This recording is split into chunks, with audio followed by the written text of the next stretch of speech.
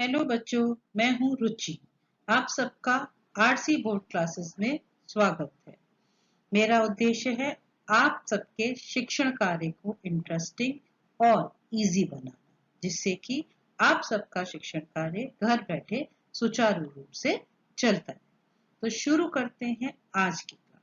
आज हम पढ़ाएंगे आपको कक्षा 8 की इकाई 1 विज्ञान एवं तकनीकी के क्षेत्र में नवीनतम प्रगति।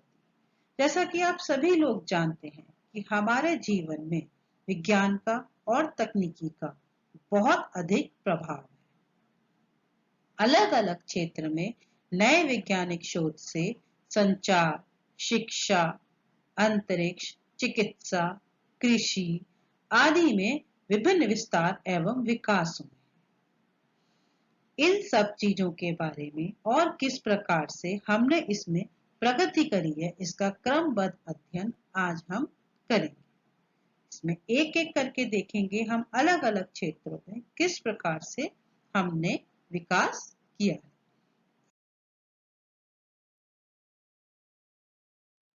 तो सबसे पहले हम इसमें देखेंगे संचार के क्षेत्र। संचार मानव जीवन के लिए बहुत अधिक महत्वपूर्ण है। अगर हमारी बातें, हमारी रिसर्च, हमारे थॉट्स एक स्थान से दूसरे स्थान पर ना पहुंचे, एक व्यक्ति से दूसरे व्यक्ति तक ना पहुंचे, तो ज्ञान एक जगह पर ही सीमित रह जाएगा। मानव की प्रगति बिना संचार के संभव ही नहीं। तो संचार के साधनों का अच्छा से अच्छा होना मानव की प्रगति के लिए बहुत अधिक आवश्यक है। तो बहुत सारे संचार के साधन हैं जो आपने अपने आसपास देखे होंगे, जैसे कि आजकल के बच्चों का मोस्ट फेवरेट मोबाइल। गेम खेलने के लिए प्रयोग करते हैं बच्चे तो, लेकिन ये एक संचार का बहुत बहुत महत्वपूर्ण साधन है। आजकल आपका शिक्षण कार्य भी बहुत अधिक रूप से इस टेलीफोन पर निर्भर है। ऐसे ही दूसरा साधन है महत्वपूर्ण टीवी। ये टीवी भी हमें अलग अलग बातों की जानकारी हमारे तक पहुंचाता है। सुदूर क्षेत्रों में जहाँ टेलीविजन नहीं लग सकते, वहां पर रेडियो एक बहुत इंपॉर्टेंट संचार का साधन है। ऐसे ही आपकी ईमेल सेवा, आपका इंटरनेट, ये सब भी संचार के साधनों में आता है, जो आपको एक जगह से दूसरी जगह की जानकारी आप तक पहुंचाता है। अब आते हैं हम दूसरे क्षेत्र पर, वो है आपका शिक्षा में सूचना और संचार प्रौद्योगिकी। क्या है ये आईसीटी? आईसीटी योजना हमारे देश में शिक्षा के स्तर को सुधारने के लिए शुरू की गई। इस योजना का उद्देश्य युवाओं को आईसीटी का प्रयोग करते हुए वैश्विक स्तर पर प्रतिस्पर्धा, संस्थापन, जीविका और ज्ञान आधारित समाज की बढ़ोतरी में सृजनात्मक दृष्टि से तैयार करना। यह शिक्षा के क्षेत्र में सहायक सामग्री के रूप में एक नई क्रांति है। इसके अंतर्गत स्मार्ट स्कूल, जैसे आपने भी अपने स्कूल में देखा होगा स्मार्ट बोर्ड, जिससे हम इंटरनेट की सहायता से सारी कुछ वीडियोस देख सकते हैं, बहुत सारी जानकारी प्राप्त कर सकते हैं और पढ़ाई को रुचिकर बना सकते हैं। नेक्स्ट है हमारा अंतरिक्ष एवं प्रौद्योगिकी के क्षेत्र में। वर्तमान समय में हम घर बैठे विश्व के किसी भी कोने में होने वाली गतिविधियों की जानकारी प्राप्त कर सकते हैं। किसी भी देश की न्यूज हम घर बैठे देख सकते हैं। ये सब संभव हुआ हमारे भारतीय अंतरिक्ष कार्यक्रम के जनक डॉक्टर विक्रम साराभाई के कारण, जिनकी अध्यक्षता में भारतीय राष्ट्रीय अंतरिक्ष अनुसंधान समिति और भारतीय अंतरिक्ष अनुसंधान संगठन का गठन हुआ। आज की तारीख में हमारे पास भारतीय राष्ट्रीय उपग्रह और भारतीय दूर संवेदी उपग्रह जैसी अत्याधुनिक प्रणालियां उपलब्ध हैं, जिनकी सहायता से विश्व के किसी भी कोने की कोई भी जानकारी हम प्राप्त कर सकते हैं। साथ ही हमने अपने पास सैटेलाइट लॉन्चिंग व्हीकल्स भी डेवलप कर, जिनकी सहायता से हम अपने उपग्रह स्वयं लॉन्च कर सकते हैं। इनमें दो मुख्य सैटेलाइट्स हैं, लॉन्चिंग मशीन्स हैं, जिनका नाम आप लोगों ने सुने ही होंगे, PSLV यानी कि ध्रुवीय उपग्रह प्रक्षेपण यान, और दूसरा है भूस्थितिक उपग्रह प्रक्षेपण यान GSLV। सितंबर 2004 में भूस्थितिक उपग्रह प्रक्षेपण यान GSLV F1 द्वारा प्रक्षेपित एडुसेट भारत का पहला उपग्रह है जो शिक्षा के लिए समर्पित है। ये देखिए नेक्स्ट पिक्चर आई है, ये आपकी GSLV की, जिसे भूस्थितिक प्रक्षेपण यान कहते हैं।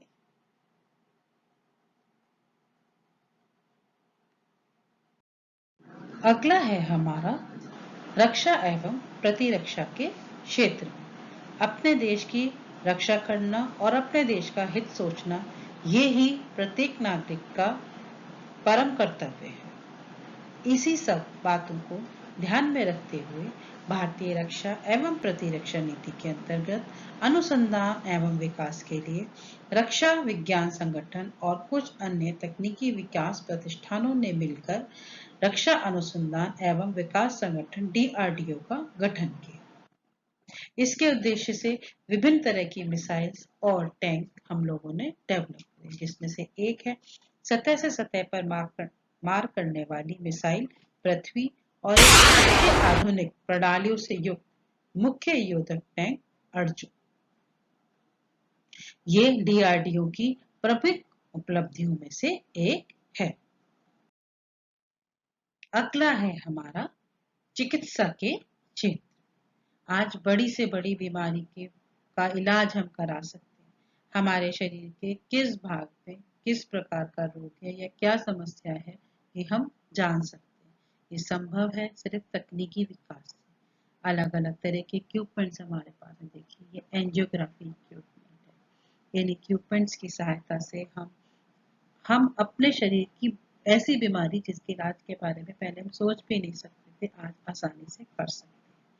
Next is your projectional radiotherapy. इससे बॉडी के अंदर के बोन्स को देख करके डिफेक्ट को रिमूव किया जा सकता है। एक वर्ड आपने बहुत सुना होगा, MRI। अलग अलग पार्ट का, ब्रेन का MRI होता है, स्टमक का MRI होता है। MRI मतलब अंदर के ऑर्गन्स में किसी भी तरह का कोई भी समस्या, उसकी जानकारी प्राप्त करना, जिससे कि उसका इलाज सुचारू रूप से हो सके।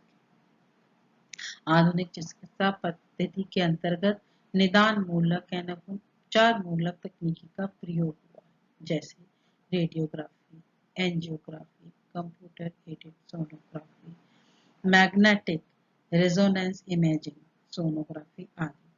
चिकित्सा के क्षेत्र में टेली चिकित्सा नवीनतम उपलब्धि है। इसके अंतर्गत 5 से 6 मिनट के अंदर विश्व के किसी भी चिकित्सा विशेषज्ञ से विचार विमर्श करके रोगी का चेकअप कराया जा सकता है। उद्योग के क्षेत्र में आज अलग अलग उद्योग आपके देश में है। हर तरह का मटेरियल आपको अवेलेबल है, अच्छे से अच्छा कपड़ा, अच्छे से अच्छे यूटेंसिल्स किचन में काम करने के लिए। ये क्यों संभव है? क्योंकि हमारे पास ऐसी बढ़िया मशीनरी है जिनसे सब काम हो सकता है। देखिए ये कॉटन इंडस्ट्री में प्रयोग में आने वाली मशीन है। इजीली सारे कपास के फूलों को निकाला जा सकता है और उनसे थ्रेड बनाया जा सकता है। ये भी कि आपका एक इंडस्ट्री है, कॉटन इंडस्ट्री, कपड़ा मिल है, जिसमें देखिए कितनी तरह की मशीन्स लगी हुई है और हमारे पास कपड़ा पहले के मुकाबले ज्यादा मात्रा में बन पाता है और हमें सस्ता और अच्छा मिल पाता है। ये आपके खनन उद्योग है। बड़ी बड़ी बिल्डिंग आराम से बन जाती है। हम कोयला, रेत, सीमेंट एक स्थान से दूसरे स्थान पर आसानी से पहुंचा पाते हैं। उसका बहुत जो क्रेडिट जाता है वो इन मशीन्स को जाता है। वर्तमान समय में मुख्य उद्योग है खनन उद्योग, लोहा एवं इस्पात उद्योग, सीमेंट उद्योग, कोयला उद्योग, पेट्रोलियम उद्योग, कपड़ा उद्योग, रत्न एवं आभूषण उद्योग, चीनी उद्योग आदि। प्रौद्योगिकी क्षेत्र में तरक्की के फलस्वरूप इन उद्योगों के उत्पाद की गुणवत्ता वाले उत्पाद सस्ते दामों पर आसानी से और लोगों के रहन सहन के स्तर में वृद्धि। अगला है हमारा ऊर्जा के क्षेत्र। ऊर्जा के लिए वर्तमान समय में हम लोग मुख्य रूप से ऐसे स्रोतों पर निर्भर हैं जो कि अनवीनीकरणीय है, यानी कि जो कुछ समय बाद समाप्त हो सकते हैं, जिनका भंडार सीमित है, जैसे कि आपके petroleum products, petrol, diesel, kerosene oil इत्यादि। ऐसे ही दूसरा हमारा है कोयला। ये समय के साथ खत्म हो जाएंगे और हम मुख्य रूप से ऊर्जा के लिए इन्हीं पर निर्भर हैं। लेकिन विज्ञान की तकनीकी प्रगति के कारण हमने कुछ ऐसे ऊर्जा के सोर्सेज, ऐसे स्रोतों को भी एक्सप्लोर करा है, इस्तेमाल करना आरंभ किया है, जो कि नवीनीकरणीय है और जो कुछ निश्चित अवधि के बाद पुनः जिनकी पूर्ति हो जाती है और हमें वो प्राप्त हो जाते हैं। इन्हें हम नवीनीकरणीय या अक्षय स्रोत भी कहते हैं, जैसे कि सोलर एनर्जी। आजकल सोलर पैनल जगह जगह आपने लगे हुए देखे होंगे। ये एक ऐसी पद्धति है जिससे हम सोलर एनर्जी यानी सौर की ऊर्जा को इलेक्ट्रिसिटी बिजली में बदल देते हैं और उसे घरों में विभिन्न कार्यों के लिए प्रयोग करते हैं। दूसरा है हमारा विंड एनर्जी, पवन ऊर्जा। ये पवन चक्की लगी हुई है, इनकी सहायता से भी ऐसी जगहों पर जहाँ पर बहुत तेज हवाएं चलती हैं हम इलेक्ट्रिसिटी प्रोड्यूस कर सकते हैं। तो हम धीरे धीरे उन सोर्सेस पर, उन स्रोतों की ओर बढ़ रहे हैं जो नवीनीकरणीय हैं और हमें लगातार प्राप्त हो सकते हैं। अब हम आते हैं अपने नेक्स्ट एरिया पर, वो है व्यापार एवं वाणिज्य। व्यापार का रूप बदल चुका। अब ऐसा नहीं है कि एक ही स्थान पर जो व्यापार होता था उसको हम दूसरे स्थान पर ना कर सकें, या एक जगह हुई हुई ट्रांजैक्शन को, एक जगह लिए गए पैसे को हम दूसरी जगह इस्तेमाल ना कर सकें। अब हम एक जगह से दूसरी जगह एक ही चेक बुक से, एक ही एटीएम कार्ड से बहुत आराम से इस्तेमाल कर सकते हैं। पहले हमें उसी बैंक में जाना पड़ता था जहां पर हमारा पैसा होता था। अब कहीं पर भी हम हो, हम पैसा अपना प्राप्त कर सकते हैं और व्यवसाय कर सकते हैं। नवीनतम तकनीकी के अंतर्गत व्यापार एवं वाणिज्य व्यवसाय ई कॉमर्स के रूप में प्रचलित है। यह इंटरनेट के माध्यम से व्यापार का संचालन है।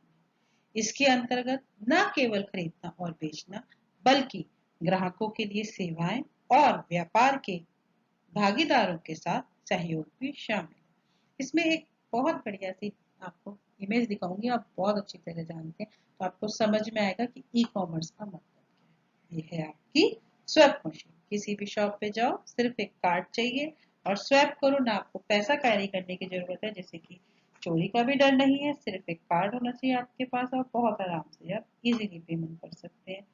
ना कैश कैरी करने की जरूरत, ना कॉइन्स कैरी करने की जरूरत। अब एक बहुत ही इंपॉर्टेंट क्षेत्र मैं आप लोगों से डिस्कस करने वाला, वो है ई गवर्नेंस। क्या है ई गवर्नेंस? क्या गवर्नमेंट इंटरनेट के माध्यम से चलेगी? नहीं। इसका अर्थ है हम सारी जानकारी सभी लोगों के लिए इंटरनेट पर उपलब्ध कराएंगे, जिससे कि हर एक व्यक्ति सरकार के द्वारा दी जाने वाली सुविधाओं की जानकारी पा सके और उन सुविधाओं को प्राप्त कर सके। नागरिकों की उपलब्ध सुविधाओं को इंटरनेट के माध्यम से उपलब्ध कराना ई गवर्नेंस या ई शासन कहलाता है। इसके अंतर्गत शासकीय सेवाएं और सूचनाएं ऑनलाइन उपलब्ध होती। यही है हमारी डिजिटल इंडिया। 18 मई 2006 में शुरू हुई राष्ट्रीय ई शासन के तहत संपूर्ण भारत में साझा सेवा केंद्र स्थापित किए गए। यह सेवा केंद्र आम आदमी को सीधे तौर पर लाभान्वित कर सहज, सुलभ और उनके घर पर सरकारी सुविधाएं उपलब्ध कराने का अथक प्रयास कर रहे हैं। तो ये मैंने आपसे मुख्य मुख्य कुछ ऐसे क्षेत्र डिस्कस करे, बताए, जहां पर कि विज्ञान की तकनीकी प्रगति ने हम लोगों को बहुत ज्यादा सहायता करी। So this was all about for today's lesson. Goodbye. Enjoy your life. पढ़ाई करते रहें और सदैव आगे बढ़ने के लिए प्रयत्नशील रहें।